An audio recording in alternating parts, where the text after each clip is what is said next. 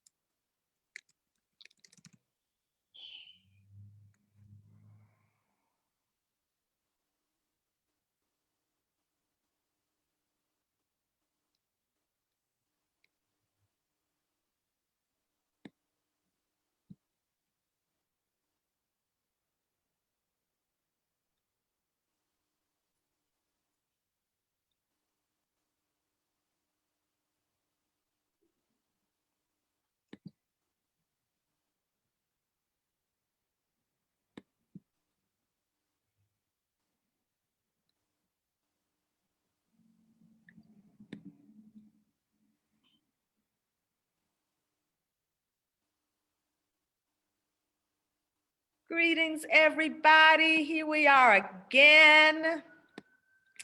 It's the Black Book Expo, a conscious literary festival. And we're so happy that some of you have started joining the room already, because we have a royal conversation for your royal selves this evening, one that will truly be perspective giving.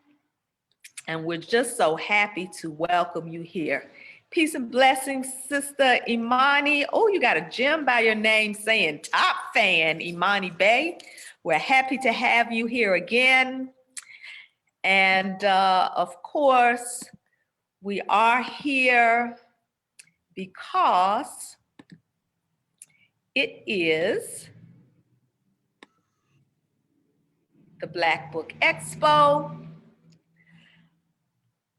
a conscious literary festival happening all the whole month.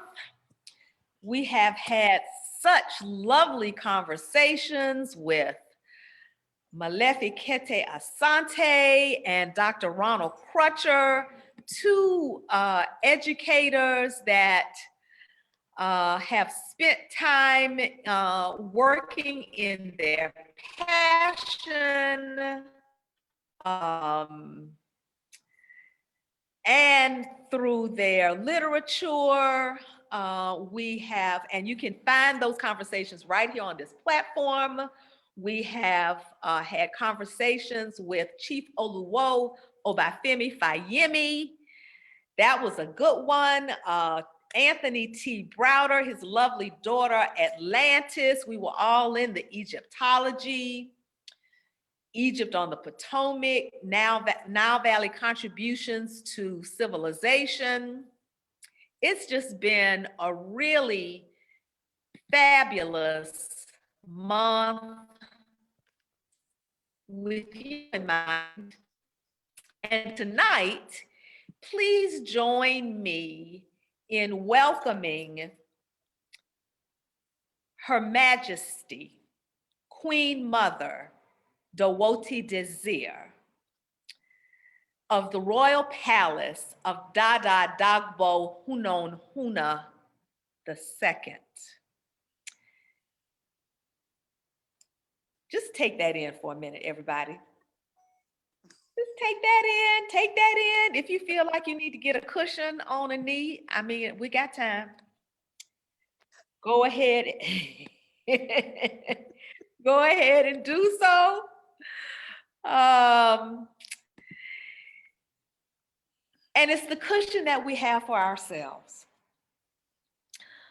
Her Majesty is the founder and president of the Afro-Atlantic Theologies and Treaties Institute. So you know we're going to go deep tonight.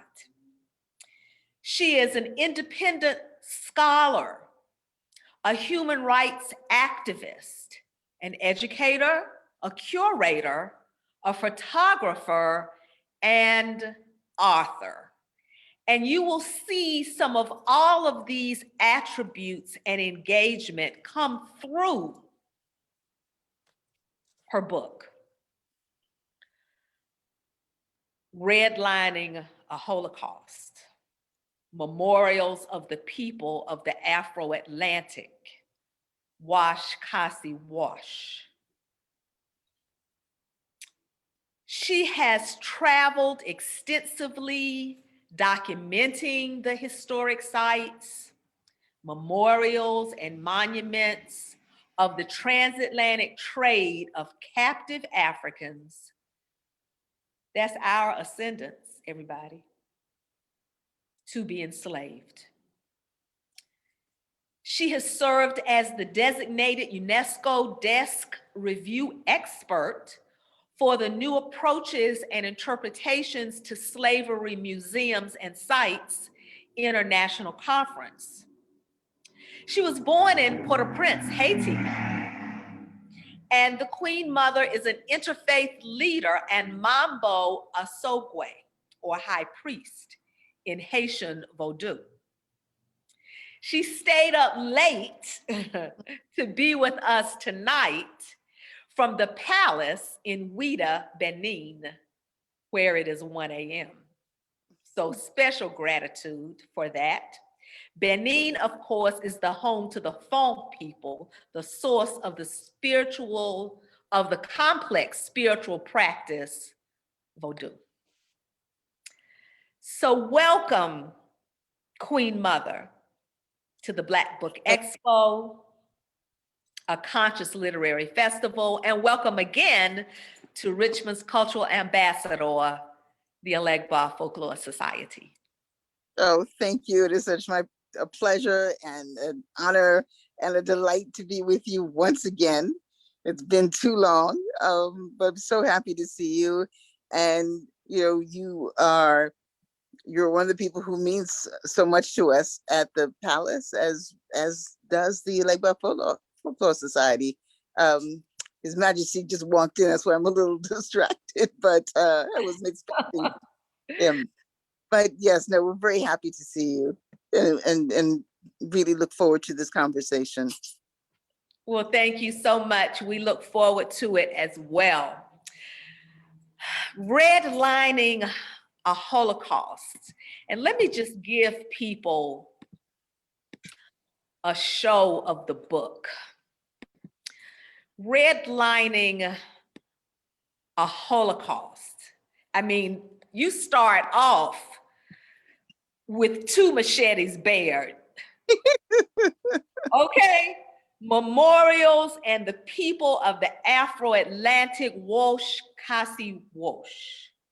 This well-documented book is in part a personal memoir and in part a critical examination of the centuries-long genocide, impugnment, and neglect of Africans forcefully diasporated in the transatlantic trade.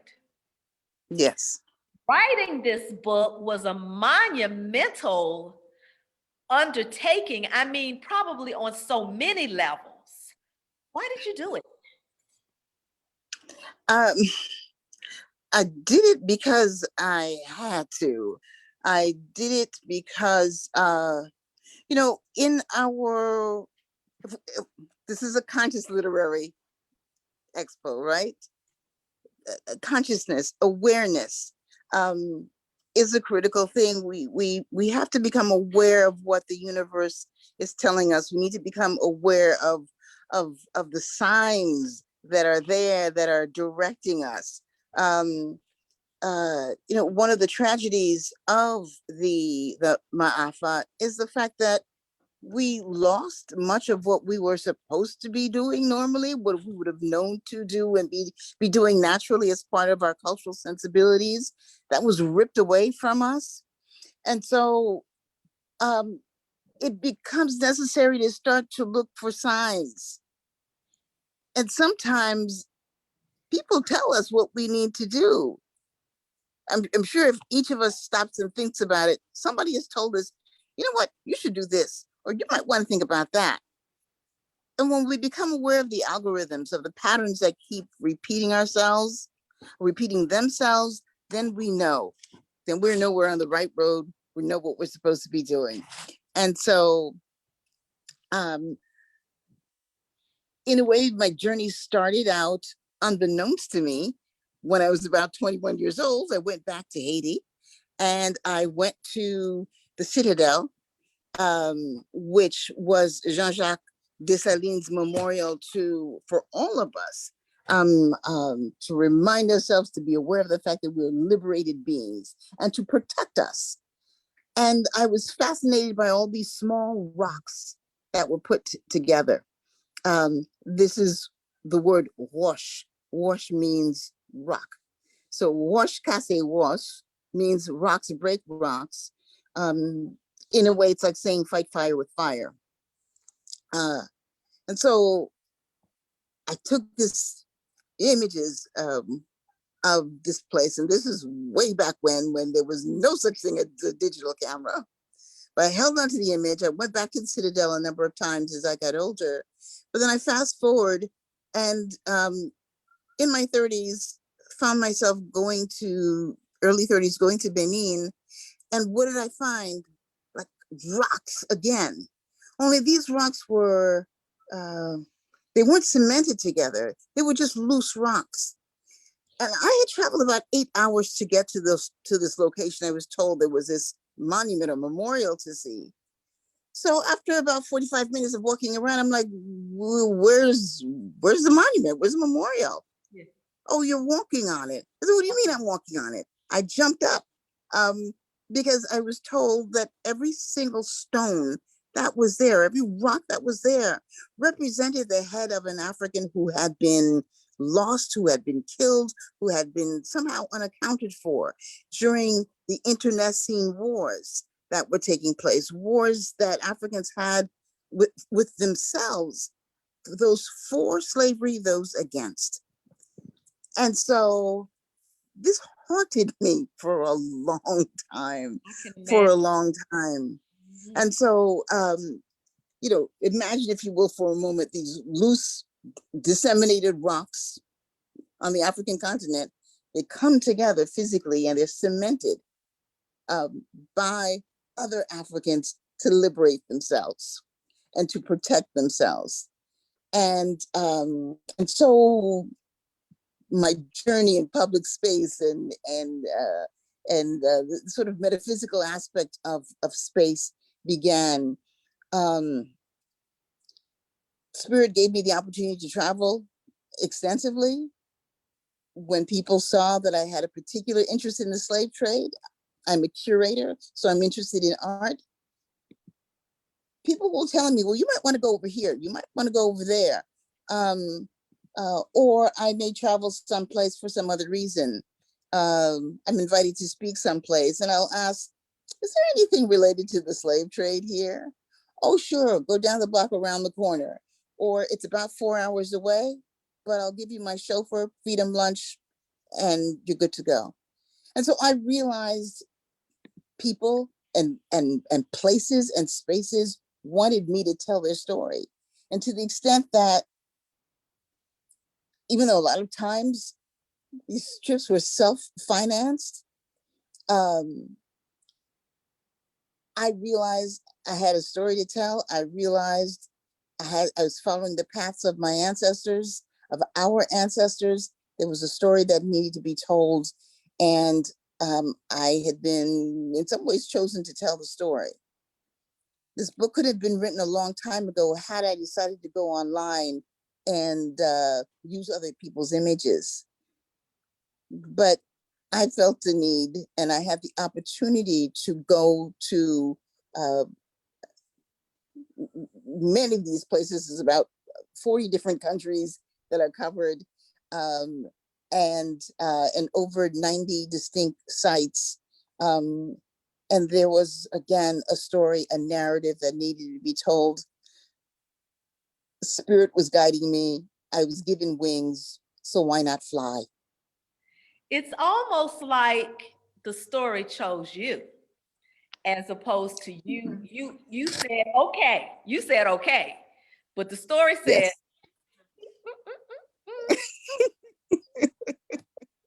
which I can appreciate. I feel very similar to, as we've talked before, to my sojourn here Hmm. in Virginia. Who knew or thought about coming to the beginnings of things in America? But the Yeah. story said, hey, girl, so here we are. And connecting Yes. in this way to build an essential spiritually supplanted bridge, Yes. I think is part of the redemption that comes in the book. Now, speaking of bridge, the bridge that would expand water, you talked about just now finding yourself walking on the memorial. I mean, that must have been an unforgettable moment. It And was. and so you have the stones, the rocks there, but then you also have water and the spirit Mhm. of the water. And in Redlining a Holocaust, you explore concepts of eco theology, which might be a Right. new concept for some of our viewers. And for viewers, please, it's your world. So please jump in with a question. We're monitoring the comments. Make a comment. We want you to be a part of this conversation. So talk Indeed. about Queenmother, talk about the relationship between the spirit of the water, memory, transatlantic trauma that you then at that moment found under your feet, geography, and agency. Okay. Well, first, um, I saw this trip as this journey that I've been on. So when I completed it, I gave it a label, which was it was a geo-spiritual journey that I made. And ecotheology is any form of spiritual praxis that focuses on the environment that we are in, that recognizes that we cannot be if we don't take care of the earth, of the air, of the water, of the light, all of these gifts that we've been given to survive and to learn from and to catalyze and use to transform for the greater good, for ourselves individually, for our families, for our communities.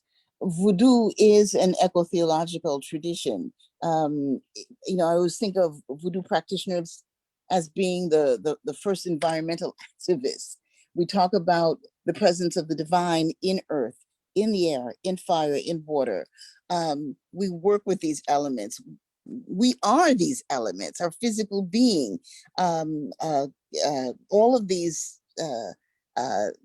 minerals and aspects of the world around us is embodied in each and every single one of us. So we honor and respect that. Um, we live in a world, unfortunately, where it's only now that there is a crisis with climate change. There is a crisis with rising sea levels that other folks in the global north specifically are beginning to pay attention to the crises. But in voodoo and in African-based religions in general, we've been trying to avert these things. We try to live in harmony with the these energies that are around us and that make up who we are. Um, and so part of the work and part of the the journeys that I've made have allowed me to see how we as African people uh, embrace these energies, how we attached, how we chose to honor and commemorate those who made those passages. My initial focus was on earth, on mineral, on rocks, on the wash, because of the experiences that I had. But then, of course, we couldn't get there without going over the water.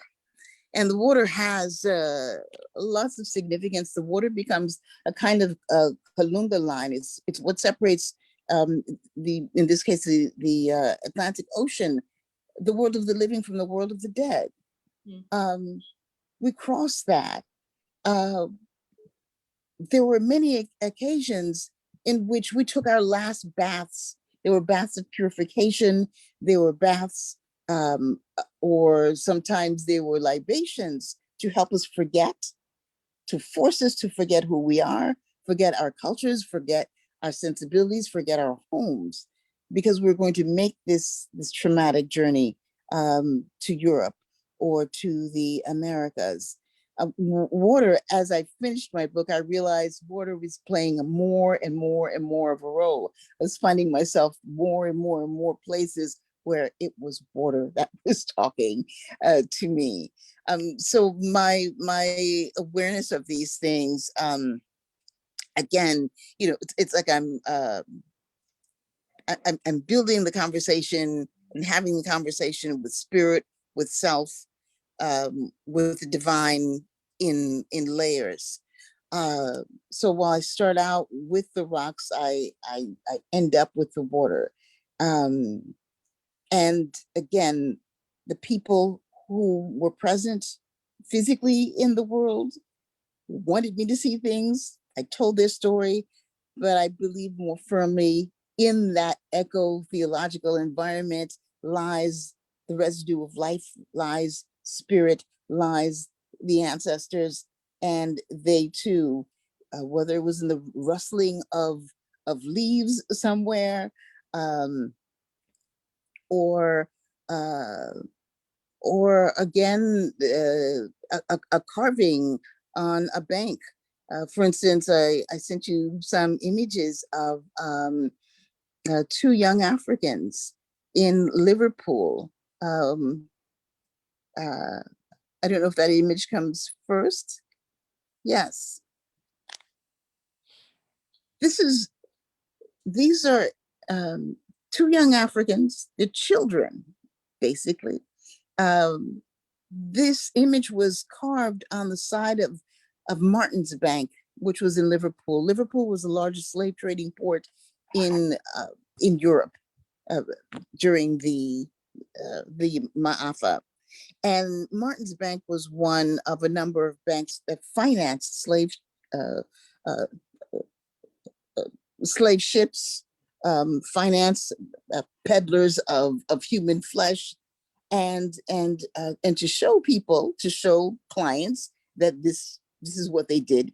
You found these images of these young Africans there, and with their pots of gold, with the images of ships and surveys. So maritime energy, the energy of land, the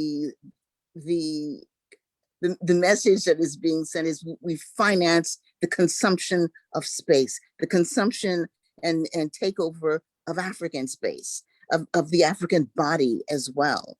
And so this image was particularly striking to me, but it's also because they took so many children away.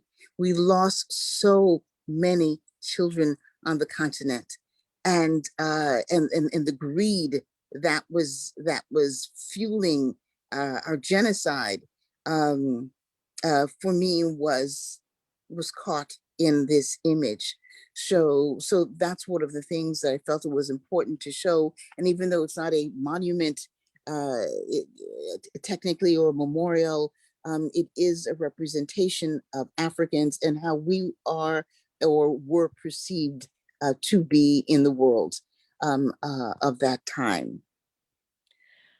So the book is a treat because there are over 100 of your personal photographs that help to illustrate the story that you're telling. That's just one of all of those, correct?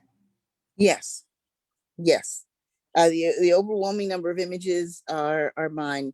There were a couple of instances in which I asked someone to go someplace for me because I knew the monument was being built. It wasn't ready when I was there. I wasn't going to have a chance to go back. So it's my brother. Please go to Kingston. Um, go to the following place. Capture this image for me. And so even when I could not physically take an image, I got people who were close to me to shoot for me, and getting them to do that, they told me, all of them, has transformed their lives in terms of how they see the world. Now they're constantly looking around to see what does the environment say about who we are, how we're perceived, and how we remember and honor those whom we, well, whose legacy of it isn't always about pain, because it's also about triumph and victory uh, that is there. And so part of what I hope happens with the book is that because there's so many images in there, and we do live in a society where images matter more than text. We want to look at things, we don't want to read them so much, but that you will look, you will pay attention, you will see there is its own essay. The images are their own essay. And hopefully they will teach you how to look at the world in a different way. That when you go to Jamaica, you're not going to sit on the beach and sip on your pina coladas, but you will make a point of going to look at uh, some of the important historical sites there. That Maybe if not the you're whole in, time. yes, that if you're in New York, you go to the United Nations, and we can take a look at the image there. You go to the United Nations and you see that there is a monument uh, to the legacy of the victims of slavery and the slave trade. And it was constructed by a person of African, designed by Ronnie Leon, who is of African descent. This is an interior view of uh, an African coming back. There are doors of no return, and later we'll look at an image that you took at the door of no return in Benin. But this is the Ark de Retour, the Ark of Return. And so this image is at the United Nations, and we can look at the next one, so you see what the monument actually looks like. So you'll here it is. It's at night, and it's a very abstract piece. But it's actually very intimate in scale, but it's a powerful piece. And so again, if you come to New York, go to the UN, go visit this. And go visit it not just because it is a unique and important work of art. Go see it because it is part of the battle that, uh, I was going to say the word in French, militants, activists like myself fought for. Um, uh, it's part of the reparations movement. It's part of the theme of the International Decade for People of African Descent, 2015-2024, which seeks recognition, justice, and development.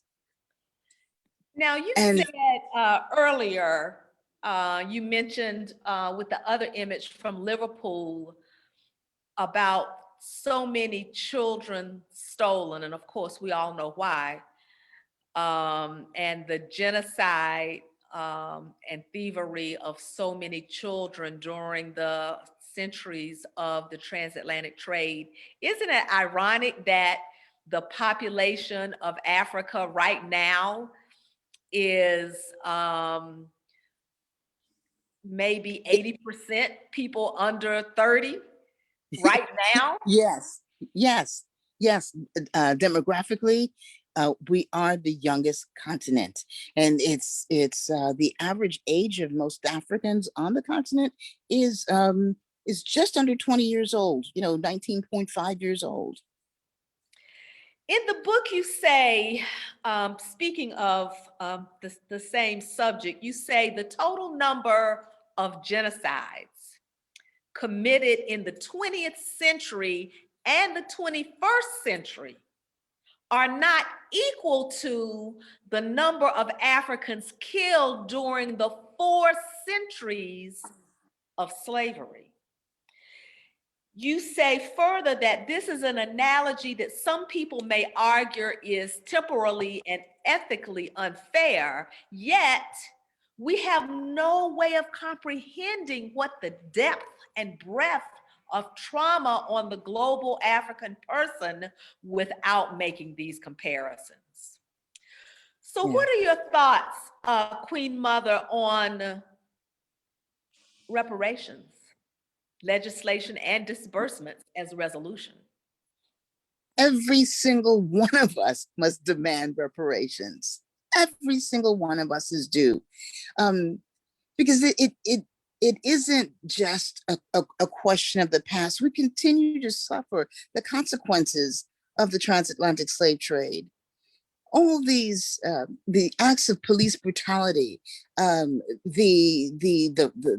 violation of our person, our children being dragged out of classrooms by the police, being put in foster care, our kids being given Ritalin and other drugs at a disproportionate rate. All of these are the effects of how of juridical processes and canonical ones. So the church laws, as well as the laws of various states, dehumanize Africans. We continue to be seen as being less than human. And so the disproportionate incarceration, the mass incarceration that takes place is related to our enslavement. And so we continue to suffer the consequences of that. On the other hand, there are white folks who will say, well, my grandparents had nothing to do with that. We didn't own slaves. No, they may not have, but you know what? You are the beneficiary. Absolutely. Of our laborers. You are the beneficiary of our exploitation. Now, the issue of reparations is a very complicated thing because we were dispersed in so many places. And we had various oppressors, French, Dutch, Swedish, even Portuguese, Spanish, etc. They all have their different ways of oppressing us. So we have to pursue reparations, with those individuals. If we're in North America, it's England, it's France, it's the U.S. government. In the case of Haiti, we have a huge reparations case. We won our independence. Definitely. And yeah, and we were occupied in 1915 through 1934 by the Americans under the pretext of not paying off our reparations to France. So the people who enslaved us and we won our freedom for, we had to pay like $21 billion in gold to them. So we demand reparations. In the Caribbean, with the beautiful brother, Sir Hilary Beckles, they demanded reparations of England. And the University of the West Indies has a reparations center, and I believe received about $18 million from the British Parliament for that. So there are concrete cases and reasons for reparations, and we must attain them. It's not an easy thing. And allow me to say that reparations isn't simply a matter of money, because this was a crime against humanity, a crime against humanity. And there is no price. There's no price to pay for that. The money's not going to undie anybody. It's not going to undie anybody. It's not going to undo the trauma that is genetically contained in us. So reparations is also a question of policy changes that have to take place. Reparations are also, ethical dispositions. They're scientific, they're educational, they're scholarly. So, for example, France, for instance, is returning thousands and thousands and thousands of objects that they've had for hundreds of years to several African continents. Now, we can question the real reasons why they're doing that.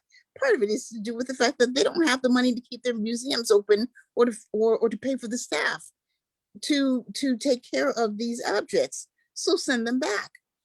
Part of it is because of pressure being put on the French government by Africans and African descendants.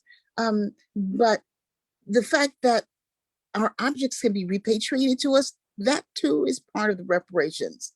Because if you can't see yourself in the world, you don't know your history. What happens? We all know. You can't look back, you don't know your history, you're likely to have the same thing repeated again. The same thing could happen to you again. And we can't allow that. We're strong people, but we can't allow this to happen again. As we're in this American Black History Month, brought to us by Carter G. Woodson, he says that if we don't have any connection, any recollection, any power from memory, we just become negligible. And that's something I think in this conversation, and then in the reflections on this conversation, that we really need to think about. Yes. Mm-hmm.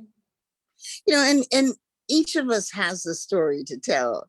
Each of us has a story to tell. And it doesn't matter how short or long the time frame is. It doesn't matter how many generations far back it goes. Because part of what I talk about in the book is that space is more important than time for the African person. Space is more important than time. And that's how we know we're not alone. Our ancestors, those who came before us, and those who are coming after us, we have to know that they're with us. They're with us. And part of my geo-spiritual journey was to make sure that we understand that we're never alone. The story is still being told in the floorboards of the First Baptist Church in Savannah, Georgia. The story is told on those carved walls of that bank. In Liverpool, the story is told at Choctaw Bottom, where you were kind enough to take me and Donna. The story is being told. We just have to recognize it and claim it as our own and lift it up in its own power, because if we don't, then it won't happen. If exactly. we don't, then it won't happen. So you spoke earlier about Vodou in Haiti as well as in Benin, or maybe I should say it in reverse, in Benin as well as in Haiti. How is it, in the context of this conversation, a rectifier? It's a rectifier in the sense that, again, the natural environment that we are in, we are aware of, but the spiritual, the cosmological environment that we are in, we never lose sight of that. We never lose track of that. Vodou teaches us to honor and respect the experiences, the history, the knowledges of all those that came before us, because we literally carry their intelligence, their experience, their know-how in our genes, and in order to move forward, we need to acknowledge and embrace them, enshrine the principles that they have taught us, principles of living in the interest of the collective good, principles of honoring and respecting the environment that you're in, to live in a world of balance, to understand that you take what you need, not you don't just take, just to have, because that brings about disequilibrium. Uh, and if we can keep in mind, through whatever our spiritual practices are, mine happens to be voodoo, um, because as I understand it, is the oldest religion of religions. It has different names, but our mother, the earth, our mother, the earth, our mother, father, God, or bon Dieu. It's like, I do have a thing about God in the book. I sometimes sarcastically think that God is the geographer of denial, God, geographer of denial. But however we see the divine, teaches us that we've got to love ourselves. All those who came before us are us. It's we. All those who are coming after us are we. Yeah. You know, and so those are among the things that we are taught. The collectivity, the drive, the need to live for the collective good means those who were in the past, it means those who are present, it means those who are coming after.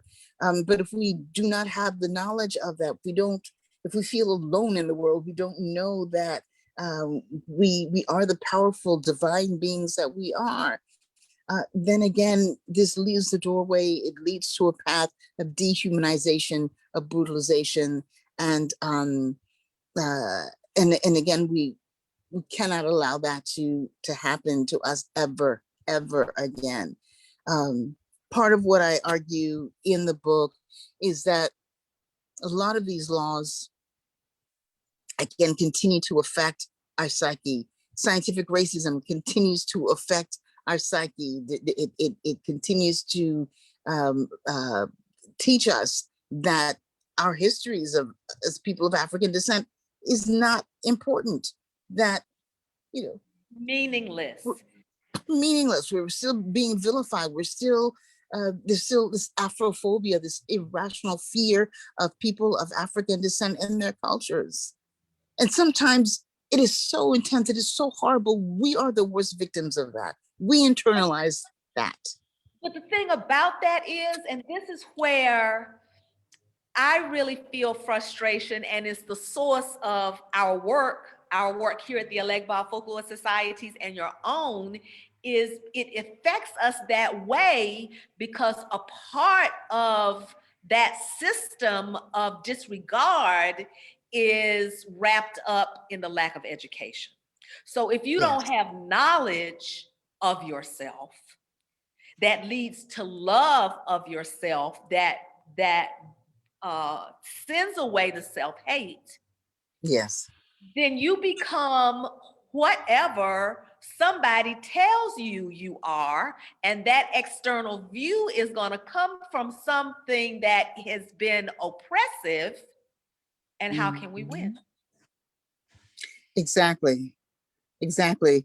Um, so education, uh, formal and informal education is important. Uh, Again, in voodoo, uh, by whatever name you wish to call it, part of what it does is to provide this understanding of our ethical formation. You have a societe, you have an ile, you have a cofradia.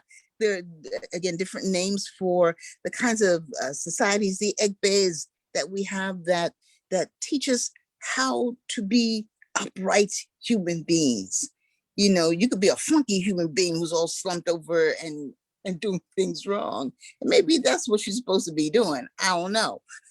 But to be upright, to be upright, to recognize this ability to recognize each other as human beings, that I am your sister, you are my sister too, that we are each other's keepers. That is it's a critical thing that continues to exist in African societies. In Benin, I am almost never alone. Sometimes it drives me crazy because we're used to privacy. We're used to having, our own space. doing things as individuals. But we never do things as an individual here. Yeah. Ever, almost never. And part of that comes from understanding that we live in a space of, of collective engagement, that we're constantly looking out for each other, that we're constantly helping one another, we're constantly looking out for one another. And so in that way, voodoo is not just a spiritual practice, it's a doctrine, it's a philosophy, it's a way of life that teaches us how to engage with one another in the most meaningful and most spiritual, divine way. Those intimately spiritual doctrines and concepts seem like the thing that was stripped away first, of course, as a control mechanism. And so if we're in our heads instead of in our spirit, then we lose a connection with that. That's what we have to come back to. I just want to let Exactly. everybody know once again that we're here at the Black Book Expo, a conscious literary festival with Her Majesty Queenmother Dewoti Desir, talking about her book, Redlining, a Holocaust. Wow. Now, Sharon is with us tonight, and she comments that reparations should be provided until we are made whole, up until current impacts of Africans on the continent and the diaspora every day. Ooh, she got two machetes too. Every day, she says, is another infraction against Africans. Yes. But, Sister Sharon, reparations is also an auto. It's something that we have to do for ourselves. The same way that others did not define and did not recognize our humanity, we have to recognize our own need to heal and self-repair before they do. A lot of my work, especially here in Benin, but even in the human rights community, is about spiritual reparations. When we heal ourselves and when we help heal each other and heal our minds, everything else is possible. Everything else is possible. And yeah, we can whip out lots of machetes. But it isn't just about the machetes that have to be whipped out. It's also about the things that need to be grown, that need to be nourished, that need to be sustained. It's about love at the end of the day. So we need to be able to love ourselves, love each other, protect one another that way, and understand that we're willing to put our lives, lose our lives in the interest of helping each other. And again, thinking forward by a number of generations, we have to be willing to do that, because power concedes to nothing but power. We've got to understand that. And yes, we demand reparations. We seek it out, but we start with ourselves beforehand, because I believe we need to strengthen ourselves first.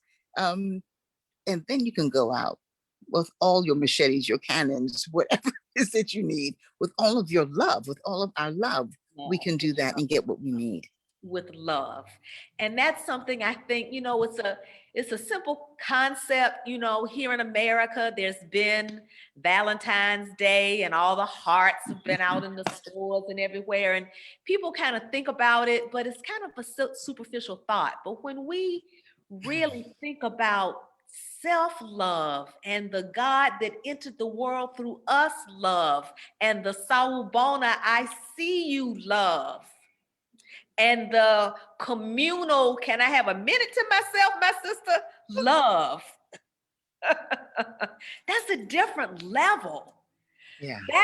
That kind of love, when you walk on those stones that you talked about earlier, there's a connectivity of rootedness that comes through the bottom of your feet right up into your heart center. Love. Yes. Exactly. That's what keeps us grounded and focused. Um, you know, just that energy. I talked about earth, air, fire, and water. These are not things that we can generate ourselves. The only thing a human being can generate is love. That's the only thing that we can make. You know, I've yet to see anybody instantaneously just make their own fire on their own. No, we can't do that. Um, we can personify elements of fire, personify earth, personify water, personify minerals. We can do that. But the only thing that we can actually generate, we have the power to generate, which has the power to transform everything, is love. You know, and that's one of the important things that Elegba, Papa Legba, who uh, is the Loa who I speak about and address a great deal through the book, not only because he is the keeper of the road, um, um, but because it is about the transformative power of that energy, of that love, of the self knowledge, of fighting the fire with fire, of the wash that breaks the wash. That's what that is also about. Uh, so I'm fortunate enough to be in a place where I understand, and I understood and I understand how spirit operates in my life. Um, that I don't segregate the sacred from the secular, the academic and the cognitive from the spiritual, um, you know, and the emotional. Um, and I hope in having this conversation with all of you, um, in reading my book and looking at the images, that little bit of the knowledge that I've acquired over this period of time, um, is transformed to you, and that it helps you later on in your life, if not right now. Indeed. You say, as we wrap it up for tonight, you say in the book sort of a lament. You say, if the text and images gathered do not reveal the struggle for space and the battle for balance and parity of the global African person, then I have failed. Because in my own way, I aim to make evident the quest for recognition, justice, and development, both spatial and social, more comprehensive and real. This is like a love letter for those who think the past warrants dismissal. What about this book will resonate with every reader? I believe a lot of people are shocked by the scope of the slave trade, by the number of places that we have been, um, um, by uh, just as an example, now we know that there are Afro-Europeans, but when I started this, nobody knew that there were Afro-Europeans, let alone that there were memorials being built. Like, in fact, the first memorial to the slave trade was built in the Netherlands, in Amsterdam, by Surinamese artists. And it was Afro descendants in Amsterdam who demanded that. Um, uh, and so people are shocked at these things. People are shocked when they learn that there was a well of atonement, a well of forgetting in Badagry in Nigeria. Um, uh, they're shocked when they learn that Africans who were during a clandestine period of slave trade were brought to the Americas. They were Igbo, and when they realized they had been enslaved, it was like, oh no, we're not having this. And they chose to walk into the watery graves. They walked, 75 of them, into the water and perished. That was like the largest act of, I don't even feel right calling it suicide. Um, there's got to be another word for when you're in a condition that forces you to take your own life. You would rather be dead than live in enslavement. And so people are stunned by these stories. And so again, you might not want to read about, reparations and the human rights movement and the difference between a monument and a memorial. And there are things that might be too technical in there. But the images, they're going to hit you. The images are going to overwhelm, because you're going to say, wow, all of these places, all of these people, all of these experiences. And I try to take photographs that have a little bit of poetry in them as well, because even though overall it's a horrible story, but at the same time, there is a ferocity and a pride and love that we have, they have for us, and we have for each other, that is manifest in the creation of these spaces. Absolutely. So yeah, so that's the takeaway that I want us to have, and to make a commitment to go to one place. It could be it could be a church in the city that you're in, but go to one place and sit and meditate with your own people. That is so true. There's so many places. There's so much history hidden in plain sight. Yeah. In most of the places. Yeah. And so we have to train our spiritual eye in the recognition that we spoke about earlier. Beautifully said. Our spiritual eye needs to be opened. Yeah, exactly. Well, I am just so pleased that we could have this conversation this evening. Thank you. Oh, and Imani says that she really enjoyed the conversation and she's ready to learn more. So Imani, I want you to come on down to the Alegba Folklore Society's Cultural Center or contact us so that you can acquire this book. If you're not in our area, we'll be sure that it goes to your doorstep. If you're in our area, come on down on this very weekend, Saturday and Sunday, as the Black Book Expo, a conscious literary festival, culminates with books,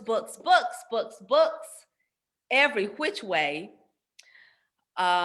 including this one that we're talking about tonight. There'll be independent authors here on Saturday and Sunday, strict COVID protocols in place. So don't you worry, safety first. And you can choose from a number of volumes that we'll have on our tables, especially Redlining a Holocaust, Memorials and the People of the Afro-Atlantic. Wash, Kase, Wash. Queenmother, Dewoti. Sister Omilade. We're so happy to have you tonight. Thank you for staying up late. Thank you. It is now 2 a.m. in Benin, where you are. I have to confess, I wouldn't mind being there to myself, but I'm gonna hold it down. You got to hold it down for us.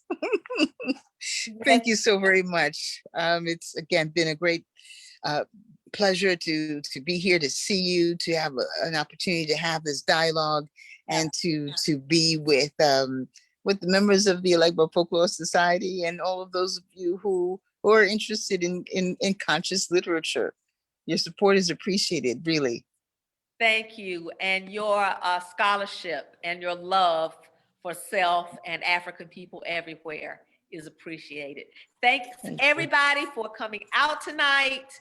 I want to thank the Richmond Memorial Health Foundation for supporting this program.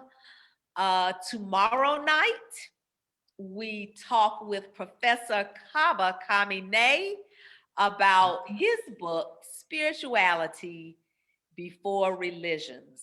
So all of the conversations that we've had throughout the month of this Conscious Literary Festival are available right here on this platform. So you can go there for reflection and to check in and stay connected with all of us. So until then, good night, everybody. Anache, good night. Thank you.